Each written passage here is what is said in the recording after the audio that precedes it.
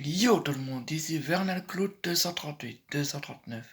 Alors aujourd'hui on se retrouve pour une nouvelle vidéo. En ma compagnie, je suis encore seul, Matrix n'est pas là. Et Nolan Noddle n'est pas derrière la porte.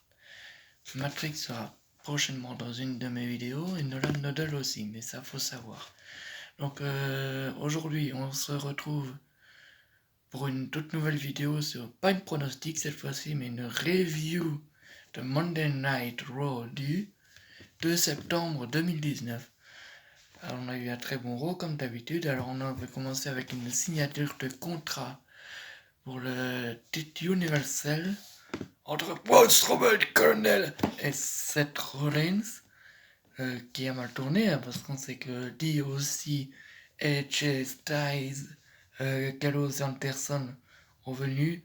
Rollins avait signé le contrat, il était présenté par Michael Cole. Strowman n'avait pas encore signé le contrat. Puis après, AJ Styles et DOC ils sont montés sur le ring. AJ Styles a déchiré le contrat, il a pris la table de la gueule de par Braun Strowman, colonel. Et puis après, ça s'est terminé en combat bagarre générale. Hein. Et là, il a un match entre les deux. Match plutôt bon, on va dire. Entre les deux catcheurs, c'est plutôt bon. Mais est-ce que l'équipe Rollins et Strowman va tenir? Et il y a eu une intervention de Bobby Roode et Dolph Ziggler, excusez-moi. Donc c'était un match assez, comment dire, parti en cacahuète, comme on va dire.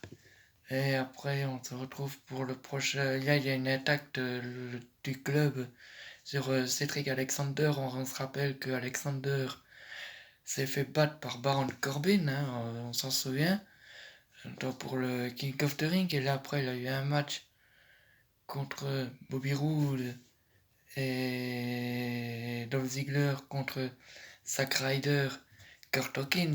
Kurt Hawkins, 221 défaites d'affilée. Là, on a Becky Lynch qui est en train de parler.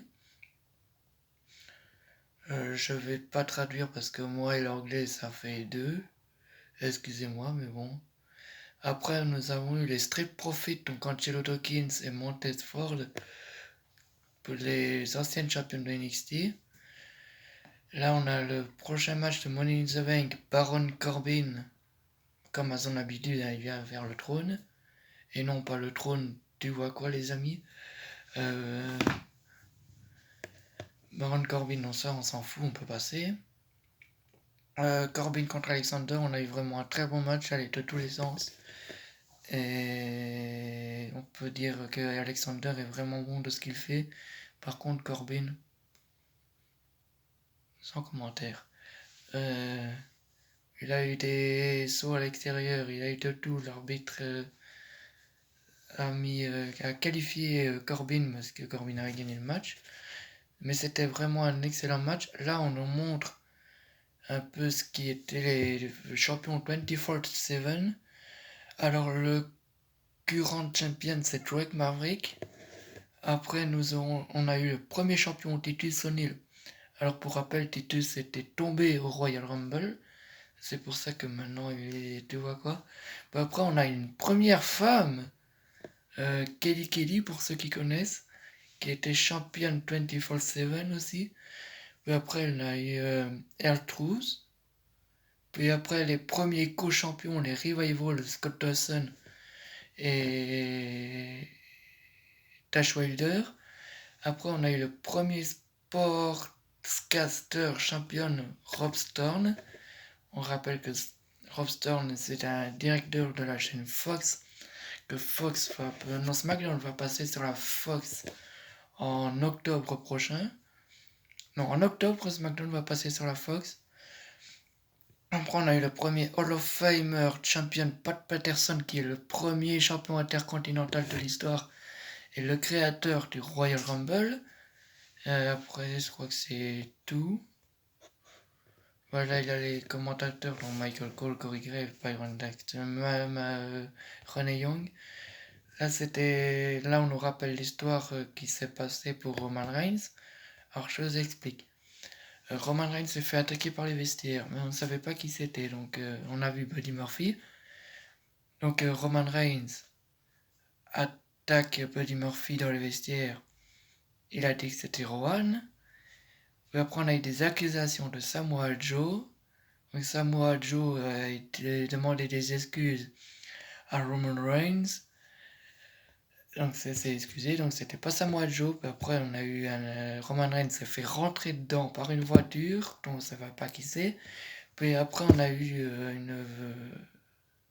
une accusation de quelqu'un qui ressemble à Eric Rowan, alors qu'en fait c'est pas lui, donc c'est bien Rowan. Moi je pense que c'est Rowan le coupable. Vous, je sais pas ce que vous en pensez, mais à part ça, Daniel Bryan qui met une claque à Rowan. Et après les deux hommes se font attaquer.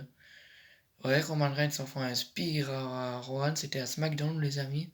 Je ferai peut-être une review de SmackDown prochainement. Mais bon, on va voir où cela va nous mener. Après, nous avons eu Bayley dans les vestiaires. Et là, on a deux catcheurs locaux qui vont faire face Viking Riders, comme d'habitude. Match, comment dire, assez court, entre guillemets. Plus court que le match Goldberg contre Dolph Ziggler, ça je sais pas. Les Viking Riders qui ont gagné le match, évidemment, parce que les catcheurs locaux, on les fait gagner de jamais.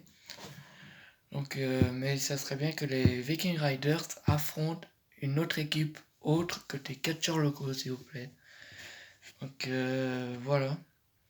Après, je sais pas ce que ça va nous mener avec ça, mais franchement, destruction massive des catcheurs, des Viking Riders ont démoli les catcheurs locaux dont je sais pas les noms.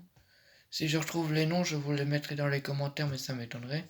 Et ils ont fini le match avec leur Viking Experiment.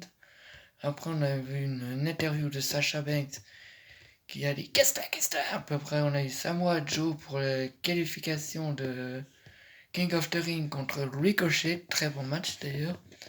La semaine prochaine, on aura Seth Rollins et Braun Strowman Colonel qui signeront le contrat officiel, mais là cette fois-ci ça sera présenté par Stone Cold Steve Austin is back. Stone Cold mes amis. Stone Cold la semaine prochaine à Raw. Bon, on va voir ce que ça va donner, mais bon, il va sûrement avoir une intervention. Samoa Joe qui parle au micro, je traduis pas parce que je connais pas l'anglais. Après on a Ricochet, c'est le match en fait. Là en fait on a eu un très bon match, allait de tous les sens. Même un cabaret aussi lourd que Samoa Joe, il peut s'envoler dans les airs. Ça c'est bien. Pour finir, c'était les deux qui ont gagné le match. Mais très bon match d'ailleurs. Donc ça sera un match triple menace pour les qualifications de demi-finale, je crois, ou de... je sais plus. Là, on donne des informations à l'arbitre pour savoir quel est le vainqueur, parce que les deux ont fait le tombé en fait.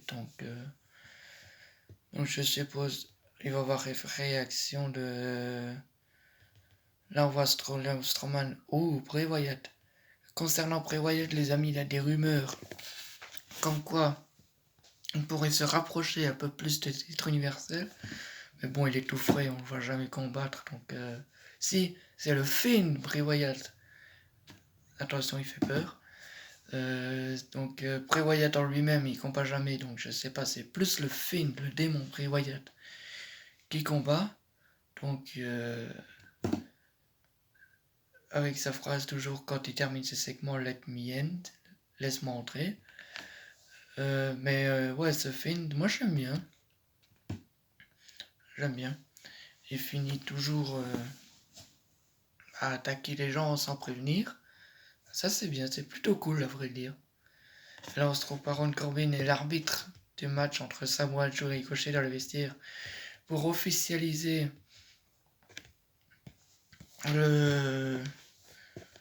la qualification. Est-ce que ça a déjà arrivé dans un King of the Ring? Je sais pas. Bon.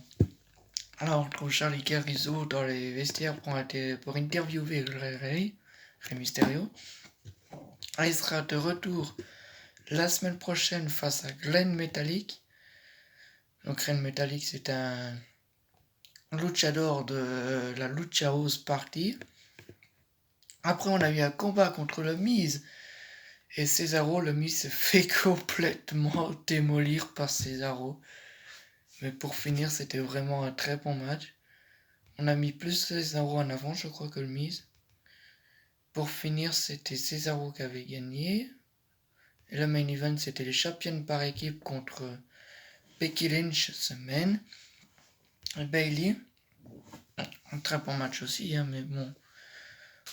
C'est les champions par équipe et on les voit quasi pas, à vrai dire.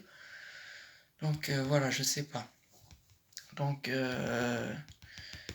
les femmes se sont données à fond. Et voilà. C'était le main event. Donc pour peut-être résumer, concernant Shane McMahon, on le voit quasi plus à l'écran.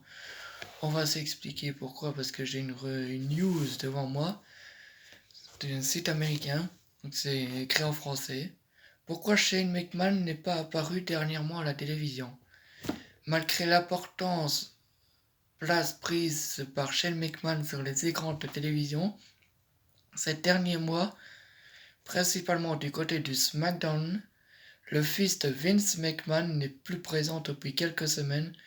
Dave Meltzer du Wrestling Observer est revenu sur la situation en déclarant étonnamment que Vince aurait sans doute oublié la storyline opposant à Shane McMahon.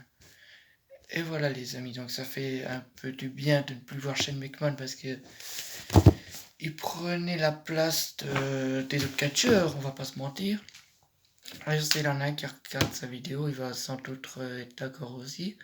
Je parle de Matrix évidemment. Donc voilà, donc Shane McMahon, Bobby Lashley aussi, ça, on le voit plus. Et Drew McIntyre aussi, on le voit plus non plus. Donc voilà quoi. C'est moi. Salut. La suite au prochain numéro.